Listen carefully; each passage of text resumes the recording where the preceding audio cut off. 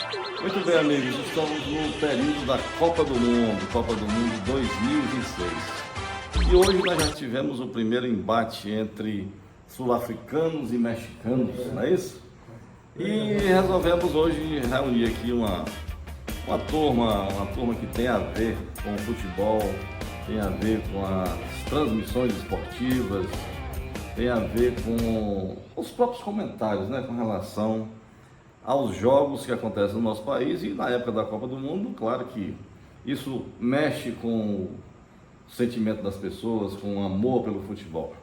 E hoje nós vamos falar um pouco sobre a Copa do Mundo 2026, como é que está a nossa seleção, enfim.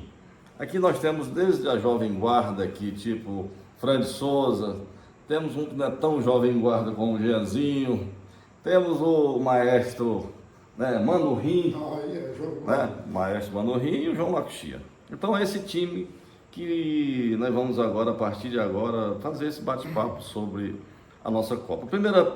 Primeiro questionamento que eu gostaria de fazer a vocês é: aonde é que vocês estavam quando assistiram a primeira Copa do Mundo? Aonde é que foi? Eu vou começar aqui posso dizer pelo mais velho, Mano Rim. Onde é que você estava quando assistiu a primeira Copa? Ou pelo rádio ou pela televisão? A primeira Copa do Mundo que eu assisti, ouvi, foi em 1958. Ainda me lembro até o locutor esportivo, Piolho Juliotti, da Rádio Tupi do Rio de Janeiro.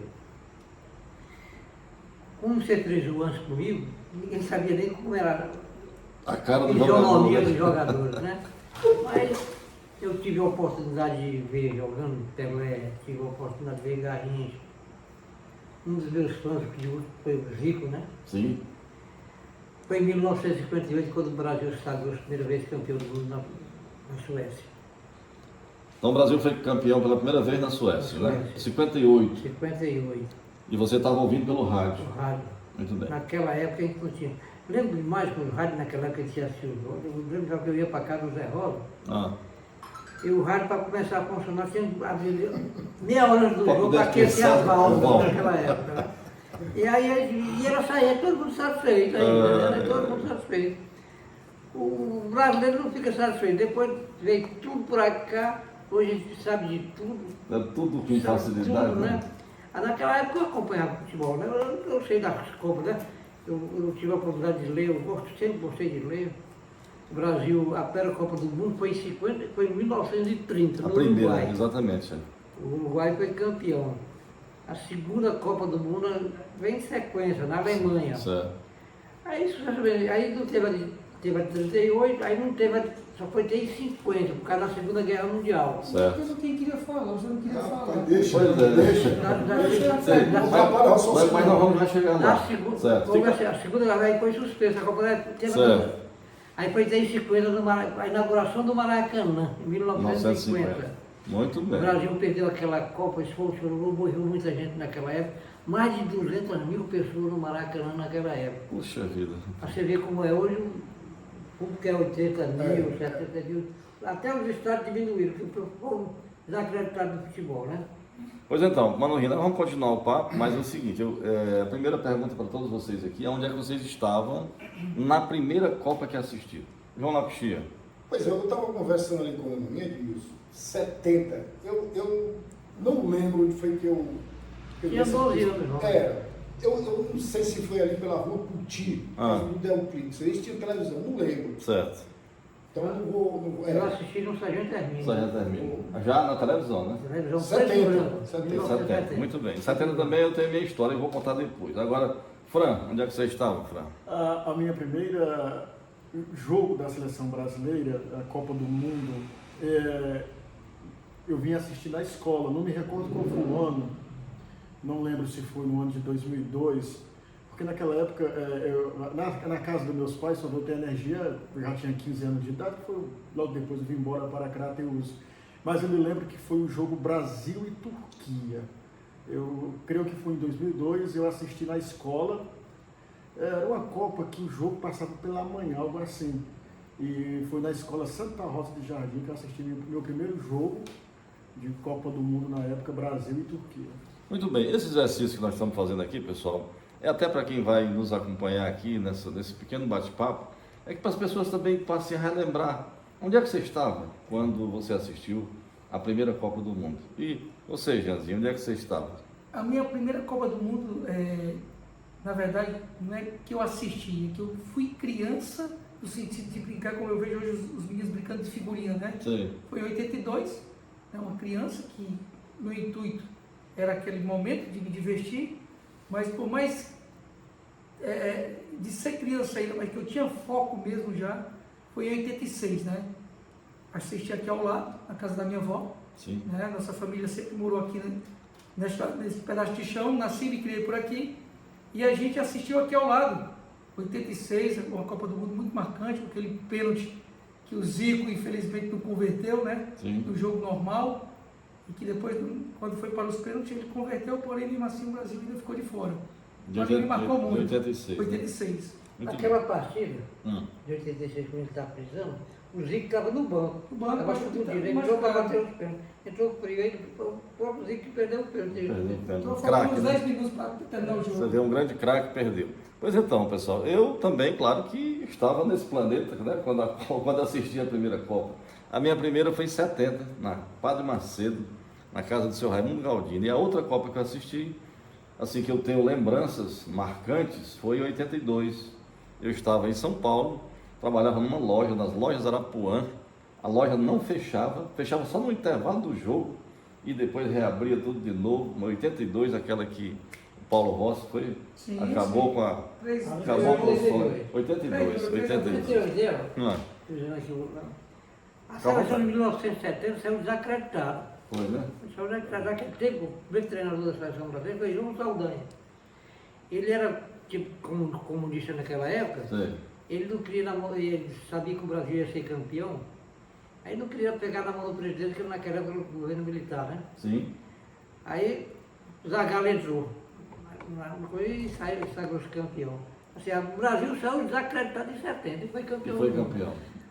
Quando o Brasil entrou mais confiante para ser campeão do mundo, perdeu a Copa, foi em 82. É. Ou então, Assim, o pessoal no meu pessoal ponto de vista, que eu não entendo muito de diz que futebol, a seleção do jogo que pois é. acredito também. A história que mostra seleção isso, né, brasileira Jesus? era Mas a de muito lá, boa. a própria 94 também. A de 1994, que o Brasil foi campeão do mundo, também Mas são desacreditado. totalmente desacreditados. Não Foi. tinha, não saiu Né? daqui Então o time em desacreditado. si veio criar corpo durante o período de treinamento e nos primeiros jogos.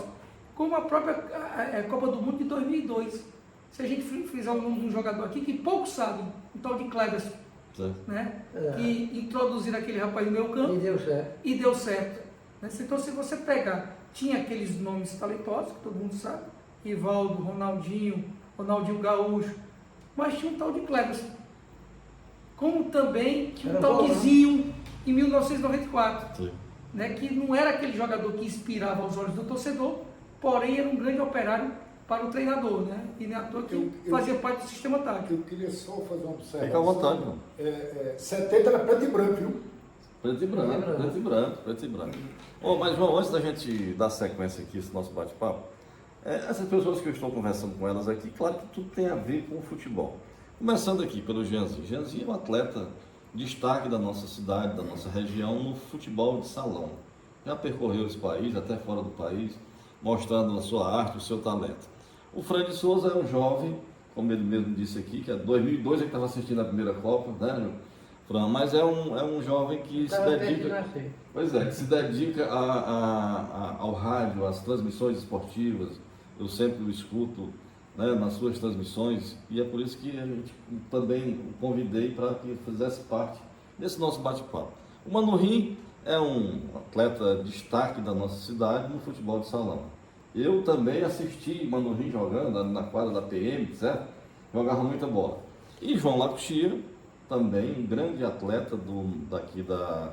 Quando nós tínhamos em Crateús uma disputa muito acirrada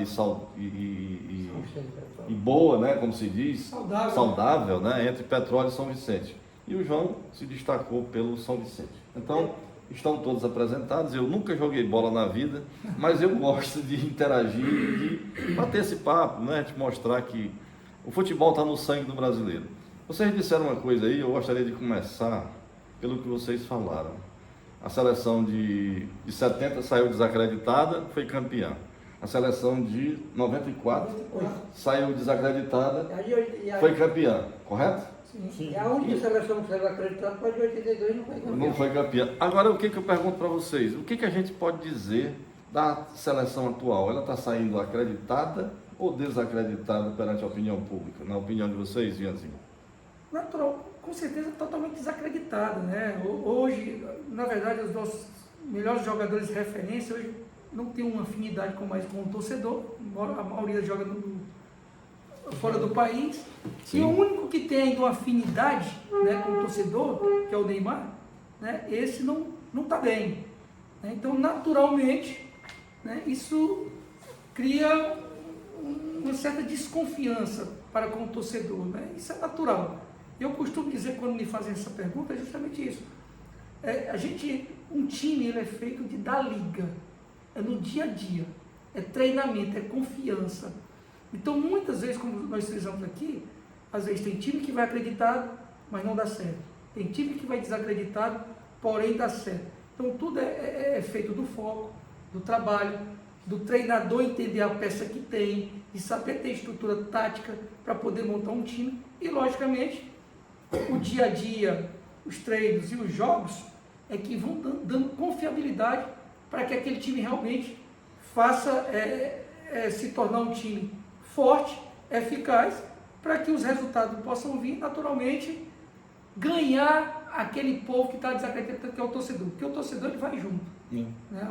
Mesmo desacreditado, falando comercialmente, eu com meus colegas lojistas, nunca se vendeu tanta camisa como está se vendendo nessa Copa do Mundo. É mesmo. Para você ter uma noção, né?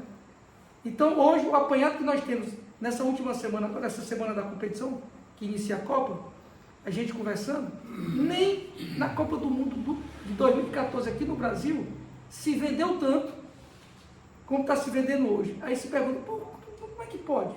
Se no período que está todo mundo desacreditado, mas mesmo assim o torcedor está caindo para dentro. Né? Então, nosso torcedor quer isso, quer apenas que a nossa seleção dê mais um pouco de confiança, de emoção, né? Que apareça aquele jogador diferenciado, que como nossa cultura sempre foram feitos de grandes jogadores diferenciados, porque a gente não ia só para olhar a seleção brasileira, a gente ia para olhar o jogador, coisa que hoje, infelizmente, a gente vai assistir um jogo da seleção brasileira, a gente não tem aquele jogador que vai nos inspirar. Ianzinho. Agora, para quem é do ramo, para quem vende camisa da seleção, assim como a J10, tá bom demais, não tá? Não? Tá ótimo, como eu estou te falando. Para quem estava desacreditado e achava que o comércio também ia ficar no vazio, é verdade. Pelo contrário, né? O comércio está pujante. Com certeza. Ô Fran, vocês que estão em sintonia, vocês que fazem as transmissões, estão acompanhando o dia a dia dos times, não só agora por ocasião da Copa, mas no próprio Campeonato Brasileiro, nos campeonatos estaduais. O que a grande mídia, o que os locutores, o que as pessoas do meio estão dizendo com relação à nossa seleção? A seleção brasileira esse ano chega com uma certa confiança do torcedor, porque chegou o Carlos Ancelotti e devo dizer que deixou um ambiente mais harmônico, né? E com isso vem ganhando uma certa confiança. A gente não temos um time hoje tão competitivo de forma individual, como o Jean frisou agora há pouco, de gerações passadas, né, que você via o brilho individual de cada um, onde a individualidade muitas das vezes funcionou. Hoje a gente vê o conjunto da obra e tanto que esse ano, né, Jean, me sinto até honrado de estar lá aqui do Jean, do Mano Rim, do professor Laco Chito, me sentindo aqui, e hoje eu vou aprender muito, né, o Mano Rim aqui já demonstrou que está afiado. Mas hoje a gente não observa que o principal jogador que poderíamos contar e confiar, né, ele, por muitos momentos, não passa aquela confiança. Credibilidade. Porque, dá um exemplo aqui, eu hoje me sinto um cara realizado em meu esportivo Crateus, eu vou até me estender aqui um pouco para até chegar ao meu raciocínio. Tranquilo? Fica à vontade. Sobre o Jean. O Jean, para mim, é um exemplo dentro de quadra e fora de quadra. Eu tinha meu sonho, como um cronista, na época não era cronista esportivo, quando eu ouvi o rádio de narração de grandes narradores, como F. Mel e Lismar França, depois veio o Cícero Messias, é quando eu ouvi o nome do Jeanzinho no ginásio Hermínio Melo. E naquela época não tinha hoje filmagem como o Val Sotero, mas você via o brilho de quando o repórter, o Mauro Souza em Memória, entre outros, falavam o nome Jean. A gente sentia aquele tom, aquela vibração, porque era aquele jogador que se identificava e era o grande mentor de grandes jogadas, um estilo diferenciado e reverenciado. Então a gente, mesmo ouvindo o rádio, criava aquela identidade. Eu tinha um sonho de conhecer o Jean, e depois o destino, né, através da Rádio Imperial, trabalhei com o Elvésio Martins em Memória e tive o prazer de conhecer o Jean. E a gente tinha identificação, né? Jean em Crateús, ou Jean fora identificação com Crateús. Sim. E hoje na seleção brasileira a gente não tem aquele jogador que a gente espera. Primeiro temos um jogador que extracampo em alguns comportamentos deixa a desejar, Fran, mas é a vida particular dele. Mas quando se tratamos de se expor em público, seja qual for a área, a gente tem pessoas que se inspiram, assim como tem jovens que se inspiram no Jean, e num professor lá Cochilo como comentarista, como professor que foi. Então, assim, hoje, a nossa seleção, a gente espera que o grupo, né, possa fazer diferencial. O conjunto funciona. Exatamente. Depois que tudo isso possa acontecer, que a gente vai ver quem se destacou. Eu aposto muito no garoto Hendrick, que possa fazer diferencial. Lamento muito o Estevão não ir, o Wesley aconteceu essa situação naquele amistoso contra o Egito. Então, assim, a gente espera que o conjunto da obra do Ancelotti seja um trabalho operário e que resolva. Mas não podemos esperar que de forma individual tenhamos jogadores que de forma possam resolver, como o Ronaldo Fenômeno, o Gaúcho, o Rivaldo, por aí vai. Então, o que a gente pode esperar da seleção hoje é o conjunto da obra funcional, um time de operários comandado pelo Ancelotti. Muito bem. Manorinho, na sua época, quando você ouvia pelo rádio, você já sabia de cor quem eram os jogadores da seleção. Hoje, se a gente fizer uma enquete na nossa cidade ou em qualquer outro local e perguntar o nome de 3 jogadores da seleção brasileira... Não me pergunte. Não, pois é. Eu estou dizendo isso no geral, se a gente for perguntar, a gente não sabe. Você vê a identidade como se perdeu. É verdade. Aí, Manorinho, a pergunta que foi feita aos meninos aqui, com relação, na sua opinião, a seleção já está lá, claro, vai estrear sábado contra Marrocos, né? Você vê a seleção acreditada ou desacreditada? Eu sou muito justo, eu não acredito muito na seleção brasileira. O que acabou com o futebol, depois que inflacionou o futebol, o dinheiro. Você vê esses meninos nossos que jogam pela esquerda da seleção brasileira, o Vinícius Júnior, mas joga no Real Madrid totalmente diferente do que joga na seleção brasileira. Não sei por que a gente sabe jogar só no Real, ou então vamos botar a camisa do Real Madrid em cima dele para jogar pela seleção brasileira. O futebol acabou depois que inflacionou. Quando o jogador era operário, como se chama, era diferente. A gente jogava com amor. Mas eles não estão nem aí para defender a seleção brasileira. Se ganhar ou perder. Se ganhar ou perder, estou ganhando meu dinheiro, é lá. Isso acabou. Então o que acabou o futebol foi isso aí, inflacionou. Você transmite futebol? Pega o Vinícius Júnior, as partidas que o Vinícius Júnior faz pelo Real Madrid e pega o Vinícius Júnior jogando pela seleção brasileira. É totalmente diferente. Ele faz tudo. Rapaz, ele defende, ele ataca, faz tudo. Eu não estou falando que ele vai ser o baluarte da seleção brasileira agora em 2026. O que acabou o futebol foi isso, a inflação do futebol, o pessoal nem liga. Não liga mais. E ainda Olha, você pegava, o Pelé não ganhou dinheiro com futebol. Garrincha nunca ganhou dinheiro com futebol. O próprio Zico foi ganhar dinheiro no Japão. Não foi nem tanto Japão, no era operário mesmo, chamado. Naquela época eles jogavam por amor. Então é isso que acontece no futebol. Não é só brasileiro não, é futebol mundial. Mas eu vou meter a pé na seleção brasileira. Quando vai dar acreditar. João Lacotia, acompanhando aí o mesmo raciocínio, você que é atleta, foi atleta, é comentarista esportivo, acompanha o futebol em toda a sua essência. A sua opinião com relação a essa nossa seleção brasileira? Eu continuo acreditando. Ela continua sendo respeitada. A minha tristeza foi quando nós trouxemos um técnico de fora. Mas foi o único que veio amenizar as coisas no futebol brasileiro, foi o Ancelotti. Eu brigava muito que fosse um técnico brasileiro, mas não tinha condições. Os que passaram por aí, era confusão demais, vários treinadores. O Ancelotti veio e trouxe essa paz. E vocês podem ter certeza que a seleção brasileira vai continuar sendo respeitada em todos os sentidos.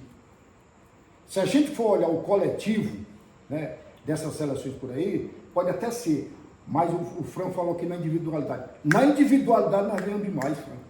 Nós temos muitos jogadores habilidosos. Agora, nós temos que ver o seguinte, são as seleções que nós vamos enfrentar.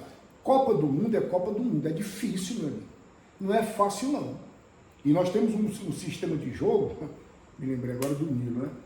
Onde ele usa 4 atacantes. Ele vai sacrificar alguém no meio do campo. Então isso é parte tática que nós vamos conversar mais na frente, mas eu continuo acreditando, eu estou esperando uma boa apresentação contra o Marrocos, aí sim, nós vamos deslanchar. Porque tem muita seleção que vai crescer realmente durante a competição. Muito bem. Ô Jeanzinho, é uma pergunta que eu sempre isso me questionou. A gente observa o Campeonato Brasileiro, a gente tem talentos que se destacam em cada time desses aí, que estão na ponta, digamos assim, do campeonato, nas 10 primeiras posições, a gente tem excelentes jogadores. Mas na hora de formar a seleção, dá a impressão que parece que existe um lobby, sabe? Que você, por exemplo, você já jogou em grandes times, no salão, eu acho que você talvez saiba que isso acontece. É muito pressionado o treinador, no caso do Ancelotti agora, para montar essa equipe, para atender esses grandes grupos, esses grandes times que têm esses jogadores com esses salários altíssimos. Há essa pressão realmente? A vinda do Ancelotti é justamente por conta disso aí, porque o Ancelotti, pelo nome e pelo currículo dele, ele tem um peso para poder minimizar essa situação. Não é à toa que os que passaram aqui, os brasileiros que estavam à frente do time, não souberam suportar as pressões de empresários que fazem, que a gente sabe, que não é menino, que tem muitos jogadores que vestem a camisa da seleção brasileira sem ter condições de vestir nenhum clube que ele está jogando hoje.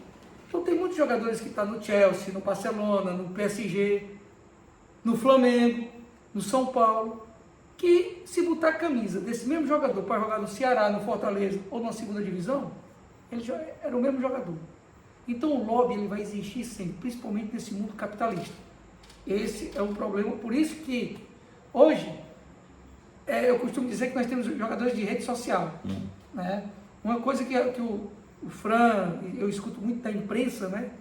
Por que não se faz mais gol de falta? Cadê aquele gol? Antigamente, quando se tinha uma falta ali perto da grande área, você já contava com o gol.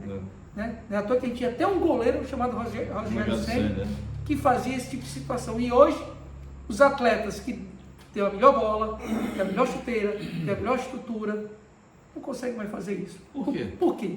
Porque não treinam mais. O que dá dinheiro para esses caras hoje em dia não é treinar mais, é rede social. Hoje, o cara chega atrasado no treino e sai mais rápido do treino. Por quê? Porque ele já está preocupado em ganhar dinheiro na rede social. Já estou preocupado em me postar e me divulgar, porque ali é que está a galinha dos ovos de ouro. Então, infelizmente, o mercado mudou, as formas de se ganhar dinheiro com a coisa chamada direito de imagem mudaram, né? E é por isso que hoje se treina pouco. Se você pegar um time desse de Brasileirão, não existe praticamente nem treino, é só jogo e viagem. Jogo, viagem, jogo, viagem. O treino é praticamente o chamado rachão, que a gente costuma dizer, que é o chamado regenerativo. Até porque o calendário não permite mais ninguém se treinar. Então, como é que eu posso adquirir performance se eu não treino? Então, é por isso que hoje, dificilmente você vê aquela grande estrela, né? Aquele jogador talentoso, individualista, diferenciado, aquele cara que leva, dribla 1, dribla 2, dribla 3, ou faz o gol, ou acha aquele passe diferenciado. Sumiu. Por quê? É muito lobby em cima de certos jogadores que não estão nem preparados para isso. Mas o lobby é tão grande que do dia para a noite você vê um jogador que poucos números tem no futebol, já está no grande time. Aí é onde entra o lobby realmente e a rede social influencia. Demais. Né? Eu queria só complementar o que você está falando. Os clubes brasileiros hoje, o que eles fazem? Eles têm um garoto ali, se destacou, fica mais no Brasil não. Já vai embora. Vai embora, dinheiro demais lá fora. Aquela questão do drible em si, né? Você falou nesse instante aí o que está impedindo do jogador partir para cima, driblar um, driblar Sistema dois? tático. Sistema tático, Sistema tático. mas é aquela velha situação. O sistema tático existe, porque é o seguinte, tem um drible dentro do contexto tático, é o que eu fazia muito. Né? Eu já driblava sabendo para quem que eu ia passar a bola. Sei. Então, Já tem uma leitura, né? já tem uma leitura. Porque quando você vai driblar, quando o adversário sabe que tu é um driblador, o que é que aconteceu com o Garrincha, com o Pelé, com o Ronaldinho Gaúcho, com tantos outros atletas que o Brasil tinha muito, Edmundo e tantos outros, que quando pegava na bola, ele não só cruzava, ele tinha que dar um drible. Só que ele driblava, já achando um passe depois. Hoje, o que o pessoal chega na linha de fundo? Já está pensando em quê? Em cruzar. Mas, só reforçando, quando eu digo que é o sistema tático, porque antigamente os jogadores jogavam livre, Edmundo, Romário, que não viu marcar. Hoje, a parte tática, quem é o puta, tem que marcar o lateral. E não tem que aguentar não, meu amigo. Mas se você pegar um Neymar na vida desse aí, Ele não marca ninguém. vai driblar. Mas quando o dribla, é o forte dele. Então, É o todo forte treinador, dele. ele entende a leitura do jogador. O Messi é feito para quê? Para fazer seu jogo do meio para lá. Ele não precisa marcar ninguém. Do Então, meio- quando do meio pra lá. o treinador percebe que tem aquele jogador diferenciado, dentro do sistema tático, ele deixa ele livre. Ele não precisa marcar. Então, já existe sistema tático justamente para isso. Né? Você- Pra que quando você Quando fala- o time quando você desarma, fala- já Quando você já fala pra que o time Messi era do meio do campo para lá, concordo. E o Romário, que era só dentro da área. Não existiu Mas- jogador. mas Não, ele tá, eu tem- vou momentinho, um momentinho. O Romário, para mim, na minha opinião, dentro da pequena área, nunca teve um jogador igual a É isso que ele. nós estamos falando. Dentro da pequena área. Mas um detalhe interessante, eu entendi até um pouco da leitura do Jean, é porque o treinador conhecia o perfil de cada jogador, do Isso. Romário. Então, no contexto de um time, tinha sempre aquele que driblava, que driblando e desarmava o seu opositor e com isso criava lances de chances claras, né? De, ou de assistência para gol finalizar. O Né? objetivo Ó, do treinador é vocês criar. tocaram lá. Hoje eu assisti uma reportagem, o Gil. Nem bota a memória profissional. O Renato foi afastado da seleção pelo Tele. Sabe por quê? Porque o Tele queria que ele viesse marcar. O Tele queria que o Renato viesse marcar e o Renato disse que não vinha marcar. Então, rapaz, e essa parte tática é muito importante e ela tem realmente camuflada, ela tem parada a jogadores de habilidade. Eu só aproveitando, só um minutinho. Aproveitando aqui uma deixa do Jean, quando ele falou que o Ancelotti ele chegou para impor uma certa moral Sim, sim. sobre a relação dos empresários. E hoje, falando do futebol brasileiro, hoje eu já até falei em outros comentários que tem jogador que ele não escuta qualquer treinador. Um exemplo, uma vez eu falei, o Rogério Ceni estava no Fortaleza e depois ele foi para o Flamengo. Eu até brinquei, uma coisa é o Rogério Ceni gritar o Lucas Sacha. Outra coisa é ele chamar a atenção do Bruno Henrique ou do Gabigol. Então isso há uma certa... Eles mesmo fazem um logo. Exatamente. Então, Mas aquele grupinho. por exemplo, quando o Juan Pablo Voivoda foi ao Santos, eu cantei a pedra. Tá tomando uma decisão errada, porque lá quem é o grito? Neymar e Padre Neymar. Então é uma certa situação que o Ancelotti veio para ter esse controle. Sim. Com certeza, olha, nós temos um treinador aqui que eu costumo dizer, é porque o sistema cria treinadores. O sistema cria. Se você pegar o Diniz na beira de um campo, quando ele fala com um garoto mais novo, parece que ele está dando aula para a escolinha. Sim. Aquele jeito dele todo Autoritário. e esparafatoso. Sei. Né? Porque ali não é com... Eu duvido se ele vai falar aqui dali com o Neymar. Não. Então, o Ancelotti, no perfil do Ancelotti, no nível do Ancelotti, ele sabe como tratar o profissional com o profissional. Então, não preciso estar na beira do campo com certos gestos que é como se fosse iniciante. E é por isso que o cara perde o norte. Às vezes o sistema te coloca como colocar o Diniz na seleção. Do mesmo jeito que o sistema coloca, tira ele do mesmo jeito. Por quê? Porque não tem perfil. Tem pessoas que não têm perfil para ser profissional e tratar de pé de igualdade. Você pega um Ancelotti desse, que já trata com os grandes. O que é para um é para o outro. Não tem esse jeito. Ah, porque tu é o garoto novo, quando tu errar, eu vou te dar uma bronca para te constranger para o resto do público. Mas quando é o Pelé, eu vou te dar uma bronca, sabe? Então, tem peso e duas medidas. Ó, eu só queria sair um pouquinho aqui desse foco e perguntar aqui ao Manorim. Manorim, tu lembra da música na época de 70?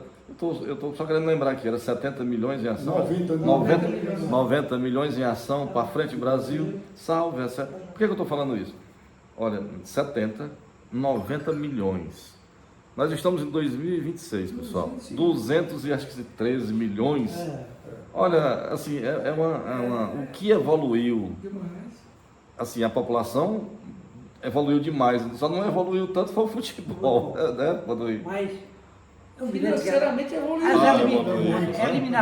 as eliminatórias de 69 para o Brasil para a Copa em 70, eu já vi pela televisão. 69? 69. Sim. Chegou o sinal de televisão em 68. 68. Já tem o certo. Brasil e Paraguai no Maracanã, 1-0 para o Brasil, gol de Pelé, aos 32 minutos do segundo tempo. 167 mil torcedores pagantes. 167 mil pagantes. No Maracanã? Tinha 200 mil pessoas que tinham Rapaz. ligado. Tu vê mais isso no futebol? Não. Os estados não permitem, papai, também. Foi acabando, por isso que não houve aquele negócio para diminuir o estádio. Mas não. Hoje em dia, papai, se existe, eu não quero quantidade, eu quero qualidade. Mas vamos lá. Hoje os estádios te dão qualidade. A infraestrutura dos estádios hoje é coisa de cinema. Então hoje o estádio virou um shopping center. Antigamente, você ia para o estádio, não tinha nada, era pelado. Hoje você vai para um estádio, né? Tem música ao vivo de um lado, comidas do outro. É um shopping center. Então é uma estrutura hoje que para poder vender. Setores que variam de preço. Então hoje a estrutura, é o que eu costumo dizer, não é à toa que o salário dos jogadores hoje é alto, porque é um produto que se vende muito. Você está vendo o jogo hoje, estádio lotado. Vai ver o preço do ingresso para a final? Eu acho desse grupo aqui, só eu não. Vocês nunca tiveram o privilégio de assistir um jogo na geral. Sabe o que é a geral? É aqueles que ficam numa lambada e renegado metendo saco lá de cima, de picolé nas costas da gente. Hoje é como o Jean disse, hoje você chega no estádio, é um show. É o futebol europeu, né? Poltrona, né? As pessoas. Esse dia não precisa de quantidade. Eu tenho qualidade, um grupo seleto de pessoas, um preço de ingresso lá em cima.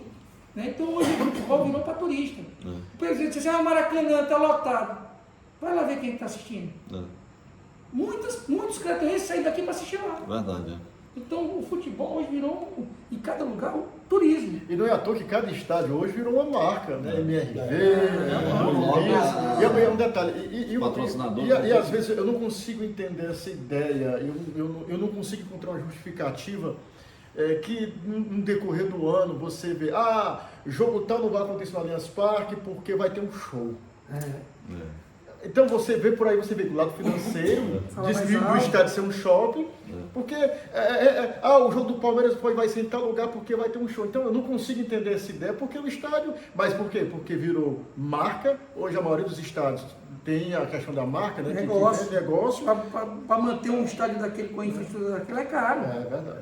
Bom, pessoal, eu quando apresentei vocês aqui, eu disse que eu não tinha nada a ver com futebol, né? Não jogo nada. Mas eu agora me lembrei de um episódio que na Copa de 2014, que a nossa cidade, Crateús, daqui saiu o mascote da Copa, que foi o Tatu Bola. Aí naquela época, Tatu Bola que foi indicado pela Associação Caatinga. E eu procurei um representante da Associação Caatinga na época, o Everton Melo, e dei a ideia que se, por exemplo, tivesse uma música que relacionasse o futebol com o Tatu Bola, sabe? Talvez fosse interessante. E ele achou a ideia interessante, apresentou essa ideia para a Associação Caatinga, para a direção. Eles acharam super ideal a minha ideia e eu fiz a música para a Copa. Rola Bola, Tatu Bola. E essa música vai ser apresentada hoje aqui novamente, aqui nesse nosso bate-papo. Então, uma pena que vocês sabem do que aconteceu, né?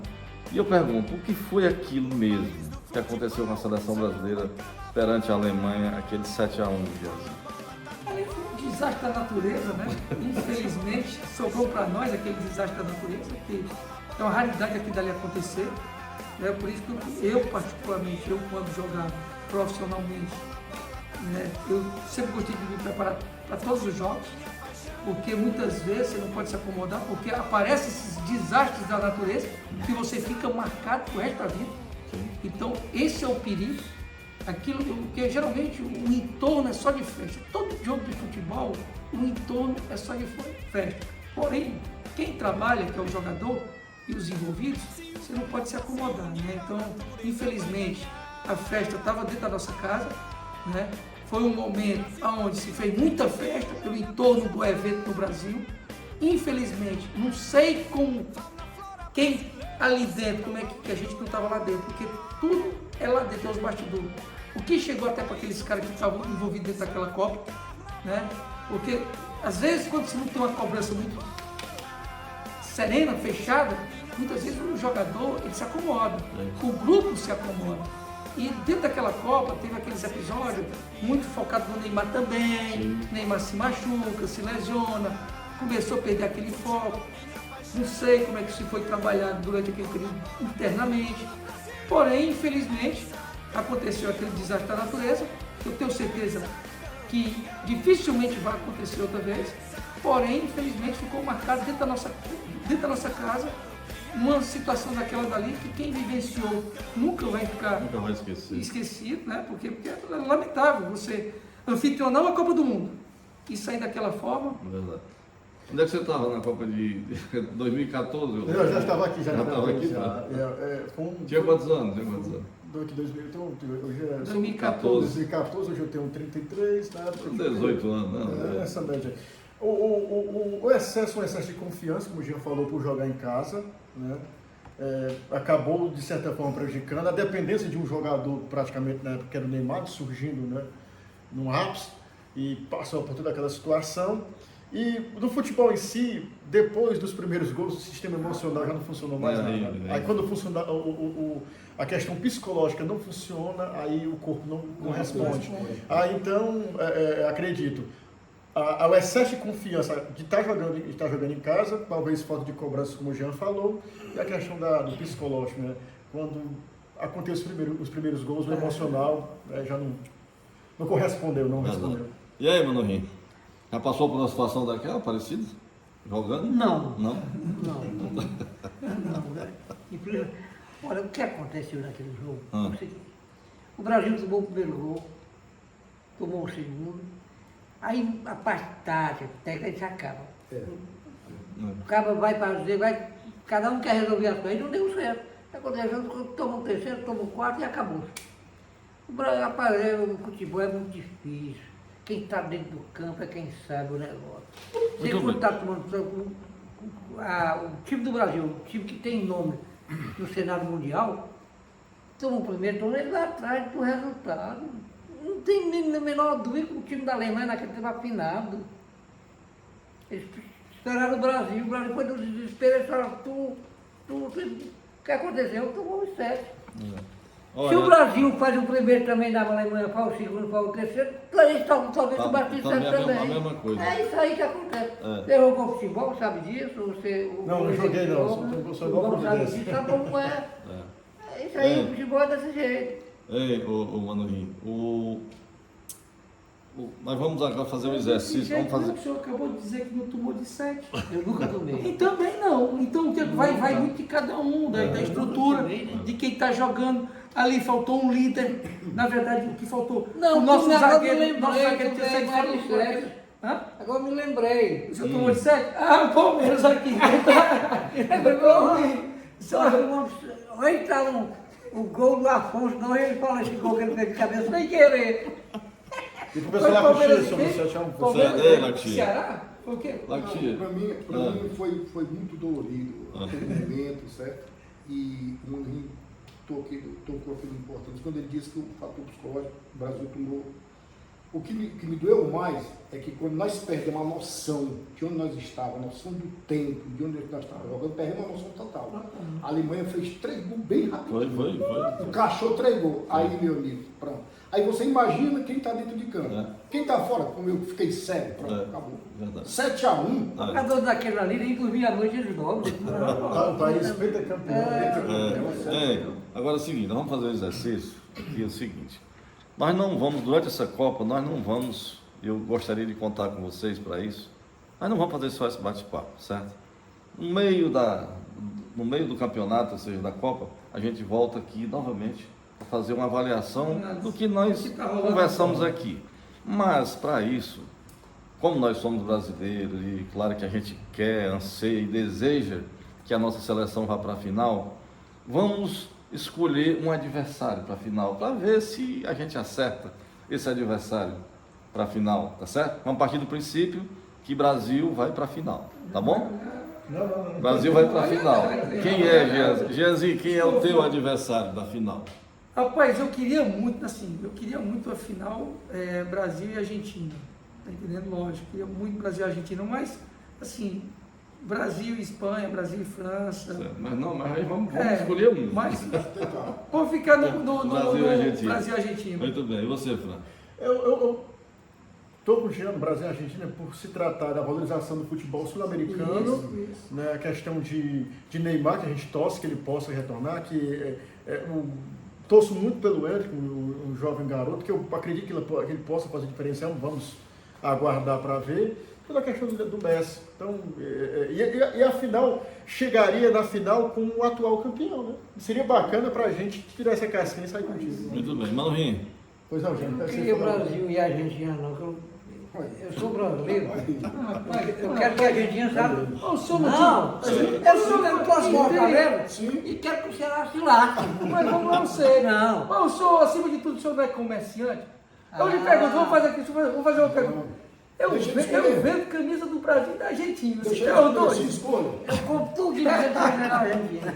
Não, mas qual seria o Brasil seu? e França. Brasil e França. E você, Lakshmi? Brasil e França. Brasil e França Estou com o também? mesmo raciocínio dele. Estou com o mesmo raciocínio dele devido à rivalidade. Pronto. Então ficou dividido, a Argentina e a Como França. eu estou desatualizado, eu quero primeiro saber, a Alemanha está no páreo? Tá no par. Então pronto. A Alemanha tá no par. Então, meu ponto de vista, Brasil e Alemanha, até para a gente devolver o 7-1, Uma tá das bom assim? minhas seleções aí, eu acho a França. Então A França pronto. tá muito Pessoal, é o seguinte, olha, esse aqui... Tem um detalhe, Sim, Providência, fica à é vontade. que o Jean também é tão contemplando aqui, tudo isso aqui que hoje a tecnologia, graças a Deus, está bem avançada. A gente, obviamente, torce pela seleção brasileira, a gente tem que também ter aquele ponto de razão como imprensa, para a gente não... Porque o torcedor tem suas paixões, né? E a paixão muitas das vezes cega em termos de opinião. Mas a gente vê também um norte meio meio planeta, meio mundial, é um anseio também por Portugal, né, Jean? Sim, sim. Por questão do Cristiano Ronaldo Sim, na sim, última sim. Do Copa. mesmo jeito que teve na última Copa pelo Messi, É. o Messi muito pressionado, né, que tinha que ganhar uma Copa e etc. E até mesmo nós brasileiros, que tem toda uma rivalidade com a Argentina, eu tenho certeza que muitos torceram para a Argentina na final por conta do Messi ter um título mundial. Né? Porque existe aquela pressão que até hoje o Zico sofre porque não ganhou a Copa do Mundo. O cara ganhou tudo, Mas não ganhou a Copa do Mundo. mas não ganhou a Copa do Mundo. Entendeu? Então tem tudo isso. E o Cristiano Ronaldo é o que sofre hoje essa pressão. É verdade. Ele nunca foi campeão, né? Não. Nunca foi campeão do mundo. Meus amigos, é o seguinte, olha, esse bate-papo eu quero agradecer aqui a todos vocês. Eu entendo que na nossa cidade tem inúmeras pessoas com muito mais conhecimento, tanto de fazer essa apresentação, como de jogador, quanto de comentarista, enfim. Mas eu escolhi, né? E gentilmente vocês aceitaram esse convite para a gente fazer esse bate-papo, eu agradeço. E vamos fazer, mais ou menos lá nas quartas de final, a gente se reúne novamente aqui, Se o voltando Brasil aqui, tiver, né? se o Brasil tiver, se não tiver, a gente está do mesmo jeito aqui. Meu querido Então, Providência, sim, primeiro eu me sinto honrado e feliz Sim. de estar ao lado de três monstros, três lendas do esporte crateuense, né? Mano Rim, eu não tive o prazer, nem o privilégio, mas só você ouvir testemunho, relatos por si se fala, né? E Laco Chia, primeiro como a gente escuta comentários como jogador, né? Pela sua força, né? Pela a sua identidade própria de ser como jogador, você escuta relatos como professor e eu acompanho o lado da crônica esportiva como amigo, e o Jean que dispensa comentários, que é um cara que foi e é exemplo dentro e fora de quadra, não é à toa que não é um nome que nos representa muito bem Fora quando se você chega em qualquer cidade da região, rapaz, você é da cidade do Jeanzinho, e a gente fica muito honrado e feliz. Eu me senti aqui um eterno aprendiz, de estar ao lado dessas lendas aqui do esporte cratelense, e agradeço mais pelo convite. Muito bem, e eu tenho o privilégio de dizer que assisti os 3 jogando. Eu não vou dizer que é o melhor, porque senão vai trazer problema aqui. E também escuto você nas transmissões lá na Rádio Putia. Mando um abraço lá para toda a equipe esportiva da Rádio Putia, um abraço aí a todos os amigos e todos os comentaristas esportivos de nossa cidade, independente da emissora, porque todos estão contribuindo e levando a informação aos rincões desse nosso sertão. Então, e um detalhe interessante, desculpa mais uma vez, eu não gosto desse comparativo. Quem jogou melhor, mano, no Rio. Você foi feliz na sua deixa aí, porque. E ao mesmo tempo eu entendi, porque foram gerações diferentes. Cada qual jogava com o recurso que tinha. A bola pesava muito, mano, na tua época. Então, assim, então cada qual na sua época, cada qual tem sua história, e eu agradeço mais pelo convite. Tranquilo. Agora eu vou dizer, na minha opinião, para mim o maior craque mesmo foi o Mano Rio, certo? Mais velho, né? Mais experiente. Tá em casa. Tá em casa. Tá em casa. Tu acha que eu vou dizer que não foi ele aqui da casa dele? Filho de peixinho, né? Um abraço.